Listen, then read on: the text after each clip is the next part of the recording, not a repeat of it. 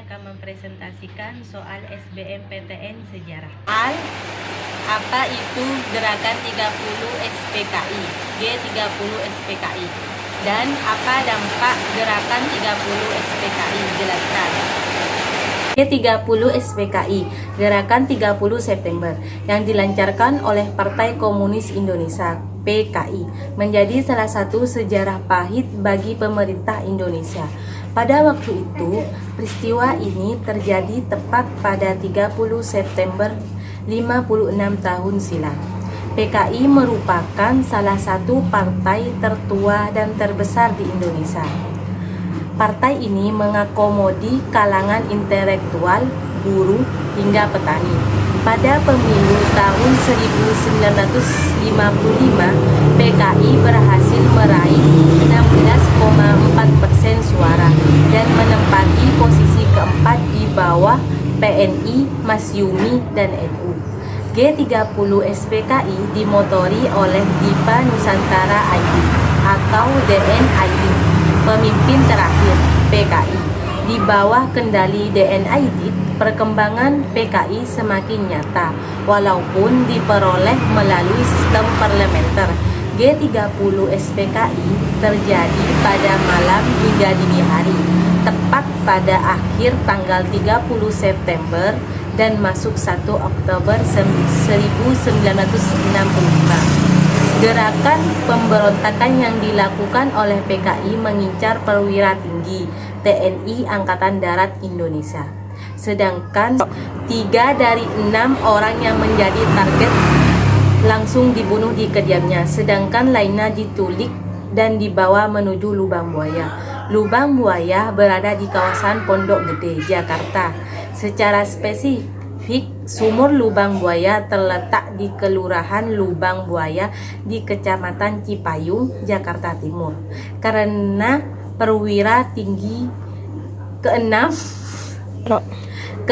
perwira tinggi yang menjadi korban G30 SPKI antara lain Letnan Jenderal Tirto Darmo Haryono, Mayor Jenderal Raden Sueprapto, Mayor Jenderal Mas Tirto Darmo Haryono, Mayor Jenderal Siswondo Parman, Brigadir Jenderal Donan Isek Panjaitan, dan Brigadir Jenderal Sutoyo Siswomiharjo. Kronologi G30 SPKI, tindakan dan penyebar luasan ideologi komunis yang dilakukan oleh PKI menimbulkan kecurigaan dari kelompok ahli komunis. Tindakan tersebut juga mempertinggi persaingan antara elit politik nasional. Kecurigaan semakin mencuat dan memunculkan desas-desus di masyarakat, terlebih menyangkut kesehatan Presiden Soekarno dan Dewan Jenderal Angkatan Darat. Di tengah kecurigaan tersebut, Letnan Kolonel Untung, Komandan Batalion 1 Kawal Resimen Cakrabirawa tersebut, yakni pasukan khusus pengawal presiden, memimpin sekelompok pasukan dalam melakukan aksi bersenjata di Jakarta. Dampak politik dari G30 SPKI, Presiden Soekarno kehilangan kewibawaannya di mata rakyat Indonesia.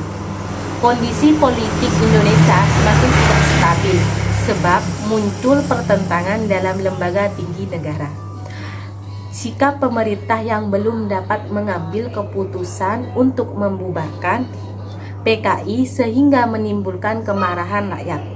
Munculnya aksi demonstrasi secara besar-besaran yang dilakukan rakyat beserta mahasiswa yang bergabung dalam KAPI dan KAPI menuntut pembubaran terhadap PKI beserta ormas-ormasnya.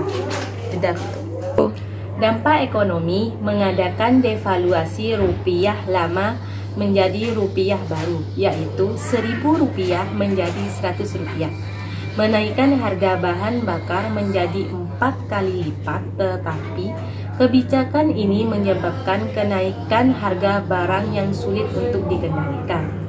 Dampak negatif, banyak pahlawan kita yang gugur. Hubungan diplomatik dengan negara komunis menjadi renggang. 3. Terjadi penodaan terhadap ideologi dan kedaulatan negara kita.